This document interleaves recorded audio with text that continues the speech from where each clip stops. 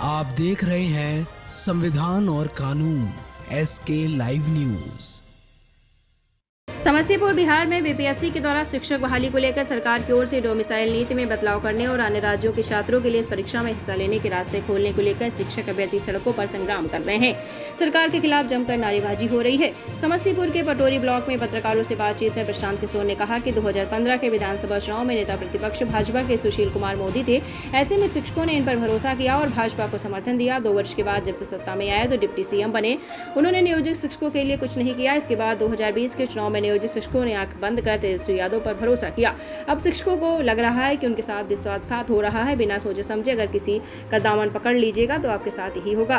प्रशांत किशोर ने कहा कि बिहार में राजनीतिक दलों को मालूम है कि चाहे लाठीचार्ज करें या फिर लोगों को जेल में डाल दे, बावजूद इसके जनता उन्हीं को वोट देगी। लोग जाति के आधार पर, धर्म के आधार पर वोट उन्हीं को देंगे जिनको दे रहे हैं।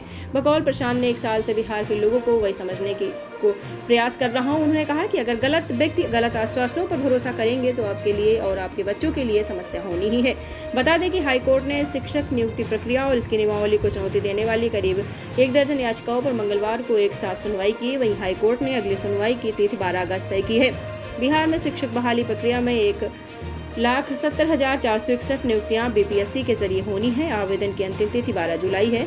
24, 25, 26, 27 अगस्त को नियुक्ति के लिए परीक्षा ली जाएगी।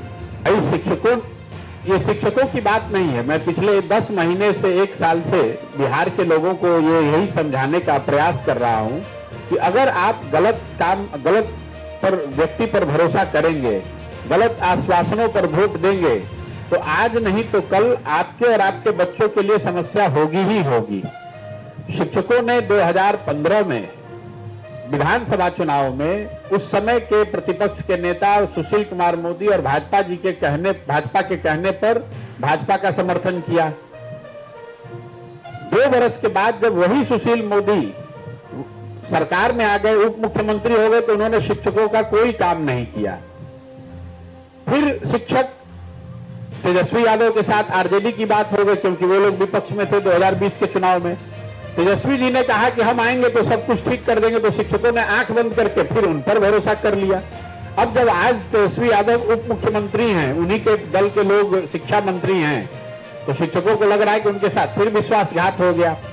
भाई इस तरह से जो भी यहाँ पर बिहार में विपक्ष में है, बिना सोचे समझे आप किसी का हाथ दामन पकड़ लीजिएगा तो आपके साथ तो यही होगा।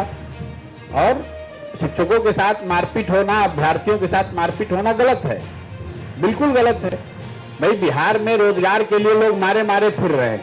यहाँ आपने डोमिसाइल की नीति बदल दी तो यहाँ बिहार के लड़के बाहर जाकर दूसरे जगह मजदूरी करेंगे और दूसरे राज्य के लोग आकर बिहार में शिक्षक बनेंगे। इससे ज्यादा जाति या अन्याय बिहार के बच्चों के साथ क्या हो सकता है। लेकिन ये तो सिर्फ प्रभाव है उस निर्णय का या उस निर्णय प्रक्रिया का जिसके हम सब भागीदार हैं। हम और आप अपना भविष्य, अपने बच्चों का भविष्य न देखकर जाति के आधार पर, धर्म के आधार पर, भारत पाकिस्तान पुलवामा के आधार पर भाजपा को हराने के लिए आरजेडी को हराने के लिए भाजपा को जब वोट करते हैं तब तो ये सोचते नहीं है। जिसने जो कहा उसकी बात पर भरोसा करके उसको वोट कर दिया, उसी का परिणाम है।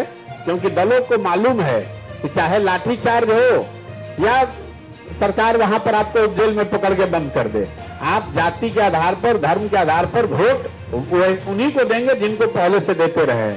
खबरों के लेटेस्ट अपडेट के लिए इसी तरह हमारे साथ जुड़े रहें और इस वीडियो को ज्यादा से ज्यादा शेयर करें।